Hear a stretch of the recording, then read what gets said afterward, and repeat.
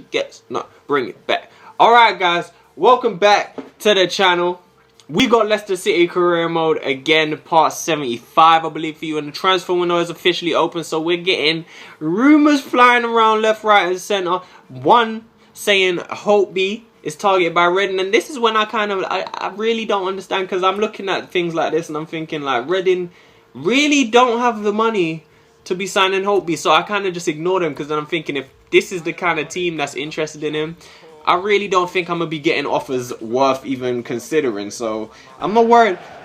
Oh, excuse me, had a little hiccup right there, but I ain't worried about other teams coming in and signing Holtby, because with that kind of money, I mean, Reading, what can they offer me? 6, 7 mil? 8 at most? 9 maybe? 10? That's still not good enough. Like, come on, get out of here. Assist leader. You read it yourself, assist leader. But forgetting about that, ignoring that, you see, we have the best away record in the league, and we will need that when we go towards this Etihad Stadium, the City of Manchester Stadium as it was once known.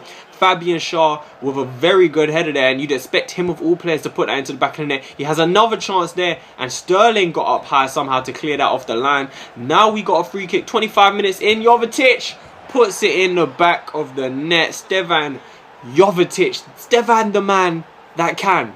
And that right there, as you can see, is the 400th goal of the series. Like, we just been banging, especially this season and the last season, we just been banging them in ever since we signed Jovetic. I might as well say we got Jovetic, we got Arnautovic, and Mahrez has started scoring goals. Ever since that rumour started that Mahrez could be leaving, he's really just stepped up. He's just started scoring. He's turned into a new player. He started growing more. I mean, his overall is higher.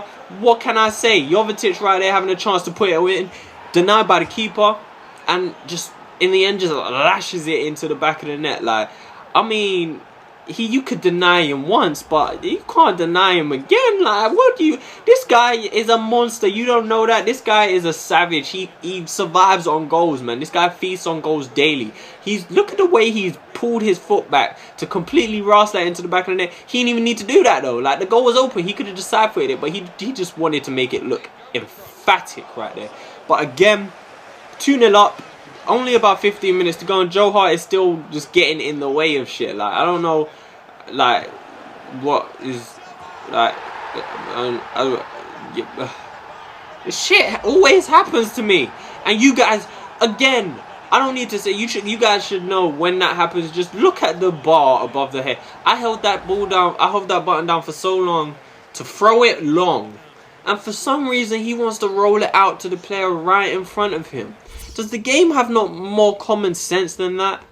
Like, yeah, come on, man. We're going to ignore it, though, because we walked out there with 3 points. But, I mean, we lost our clean sheet for that shit, and that is not good. However, David De Gea is going to join Spurs on a free contract, and that is, I guess it's a pretty good move for him, because Spurs are one of the best teams in the league at this point, in my save at least. Also, Newcastle are one of the best teams, and that is kind of weird, but it's shown in the players they're going for. Pogba and Eriksen is who they are targeting. We've got some deals completed. Torres Gomez going out on loan, and also Ryan Clark. I believe both of them are 2-year deals. Gomez not so much with the potential, but Ryan Clark is a player who has huge potential, man. This guy could end up being a beast at some point. We've been training him. Hopefully he can grow quite a lot while he's on loan. Get some football. I think he went to Carlisle. Was that Carlisle? I'm not too sure, but he should get some football and grow quite a bit. We're into the FA Cup now, and we're playing against Southend. These are the kind of cup ties that I love, both in real life and in FIFA, man. Get some nice cup ties against some lower league opposition. I'd prefer if it was away from home. You get a nice little road trip out of it, but at home against some low league opposition, I guess that's even better, even easier. Troiano, denied by the keeper, who's wearing the most skin-tight goalkeeping kit I've ever seen in my life. I don't know what's going on with that, but there's a chance, however, for Philip Harborough at the back post, and he just can't get into the back of the net there. It's whipped in. He's stretching for it, and it's just bounced before he's gone the end of it. So, I mean, you could forgive him for putting that way over the bar, but still 0-0 at this point. Until now, Enrico Troiano, we're getting a lot more dangerous from our corners, to be honest with you. We're creating chances from them, getting heads on the ball.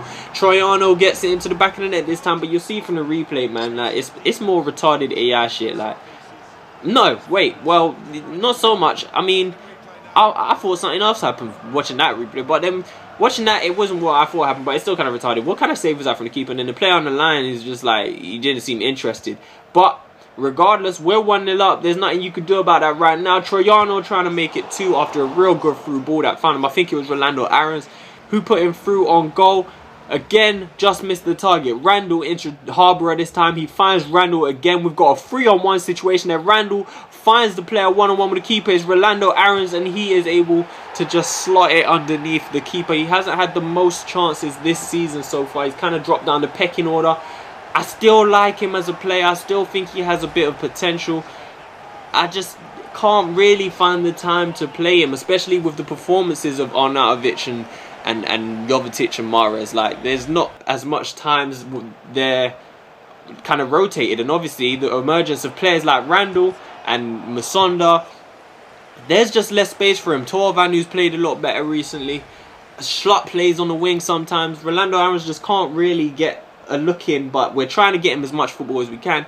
We're still trying to get another goal. Mittelstadt there denied by the keeper, and that was all she wrote for this game. The keeper in the skin tight clothes denied us, and that was the end of this match. So we progress into the next round, where hopefully we can get another lower league opposition. Simon Randall walks out there with a man of the match performance, and we're happy with that game. It's another match where we've played some real good football, carved open defenses, and again, a bit more training on our defenders. We're trying to get Shaw's dribbling up, just because his stats right now are just... His stats are so beast for a defender that I just want to get them... I want to get more greens on his stats, basically, is what I'm saying. But back into the transfer window, a big signing right there. Mario Götze goes to Valencia. And also, Olokami there has left Leicester City. He's a player who I thought at the start he was someone who I was looking at with a lot of potential, but it's kind of just died away.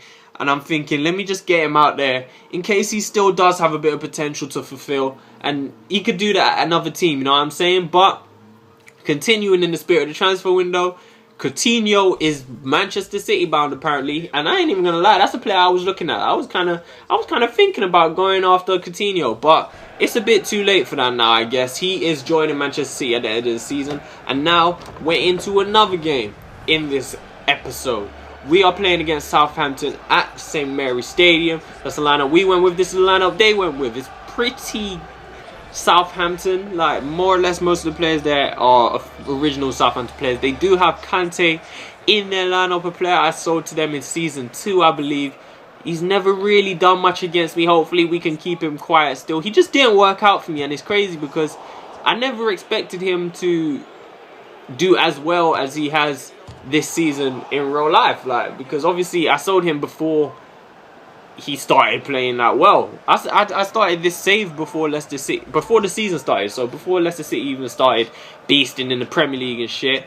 But why are we talking about Kante when Jovetic just pulled off a free kick like that? Who even cares? Jovetic this time trying to play in a teammate. Grenier has ended up stealing it from him, and look at that for a finish. Like, I mean, that finish was as chill as me. Like, just chill, you know? Laid up like 2 points, you know? Laid up like Lil Wayne would say. Laid up like 2 points. But that finish, look at that. He's just kind of just toe poked that into the back of the net. Just rolled it into the back of the net. That's so nonchalant. That's the caliber of players we have right there. You have to be a real player to do some shit like that. However, 1-0 up. We're trying to make it 2 still. Southampton are obviously coming out as trying to make a game of this. But that again, like, I don't know. My team is so beast, they just made me speechless. Like, look at the talent on display right there from Son to produce a delivery like that. Like, I don't know what to say. Was that a toe poke? Or was that the outside of the foot? It was a mixture of both, almost. Like, and he's put it right on the dime for Jovetic, who doesn't miss when he's in that kind of position. And we leave this game with 3 points, 2 goals, a clean sheet, some beautiful goals to remember. And Jovetic gets a man of the match performance right here. A goal, a key pass. I think that key pass was actually for Grenier's goal. I don't know. It doesn't really make sense for him to get that. However, Holtby in that game did pick up an injury, as you may have seen. I think the sign was there in one of the highlights. But he is out for 2 months now. He's been killing it, but he's going to have to lay out for a bit. Manchester United, however, as you can see from that highlight, have finally They've finally secured Neymar for next season. So Manchester United have got Neymar for next season. Manchester City have got Coutinho for next season. The Manchester sides are trying to step it up, and they need to, because you can see Manchester United, not only did we beat them 7-0, but they're 15th in the league. I don't even know why Neymar is going over there. FIFA needs to have a little bit more, like sense than this, and adaptability. Like, they need to understand Manchester United, although they are Manchester United, they're 15th in the league. Like, that ain't good enough for a team that Neymar is about to join, and their team is like, their lineup is not good at all. It's terrible. But Neymar wanted to go there, so we're gonna whatever. And Manchester City, 5th place, that ain't good enough neither. Although whatever, whatever, it is what it is. But you know what? We're top of the league, so that's all that matters. And we are a staggering 19 points clear at the top. The league is ours. The only question is, will we go undefeated? Let me know in the comment section if you think we will or not.